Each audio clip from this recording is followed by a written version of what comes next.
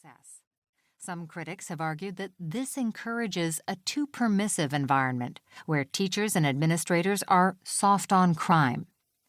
Advocates counter that the ability to keep students in school is not just a valid measure of school success, it's an effective means of increasing it. In order to reduce suspensions and expulsions, schools must help students develop the social and emotional skills that will allow them to engage positively with one another, with their teachers, and with their learning. A closer look at social and emotional learning. SEL has been defined in a number of ways. In general, it focuses on a set of social, emotional, behavioral, and character skills that support success in school, the workplace, relationships, and the community.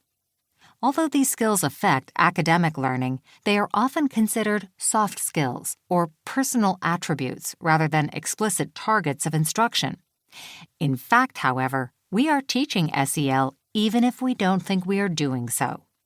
As Berman, Chaffee, and Sarmiento note, how we teach is as instructive as what we teach. Just as the culture of the classroom must reflect social belonging and emotional safety, so can academic instruction embody and enhance these competencies and be enhanced by them. Teachers communicate these values every time they step in front of a class. Current efforts to address the social and emotional needs of students can be traced to the work of Waters and Srouf, who describe competence as the ability to generate and coordinate flexible, adaptive responses to demands and to generate and capitalize on opportunities in the environment. In other words, competent people are adaptive.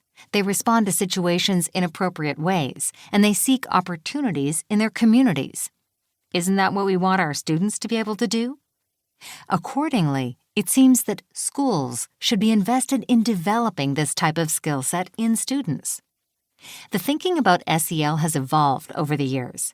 In 1997, Elias and colleagues suggested that SEL comprises a set of competencies, which Durlach, Weisberg, Dimnicki, Taylor, and Schellinger further described as the ability to recognize and manage emotions, set and achieve positive goals, appreciate the perspectives of others, establish and maintain positive relationships, make responsible decisions, handle interpersonal situations constructively.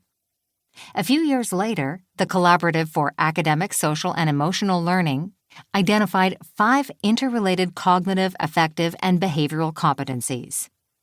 Self-awareness, the capacity to reflect on one's own feelings, values, and behaviors. Social awareness, the ability to view situations from another perspective, respect the social and cultural norms of others, and celebrate diversity. Relationship skills, the ability to initiate and sustain positive connections with peers, teachers, families, and other groups. Self-management, the set of skills that includes self-motivation, goal setting, personal organization, self-discipline, impulse control, and use of strategies for coping with stress. Responsible decision-making, the ability to make choices that consider the well-being of oneself and others. Most recent to this publication, the Wallace Foundation model identified 3 domains of SEL: cognitive regulation, attention control, inhibitory control, working memory and planning, and cognitive flexibility. Emotional processes, emotion knowledge and expression, emotion and behavior regulation, and empathy or perspective taking. Social interpersonal skills, understanding social cues, conflict resolution, and pro-social behavior. Does SEL belong in schools?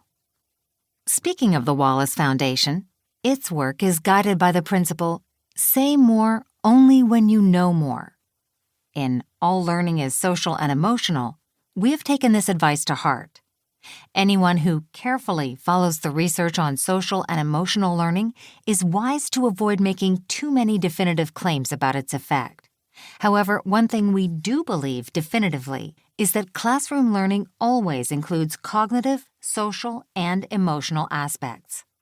As teachers, administrators, and consultants, we've worked with thousands of students and teachers over the years.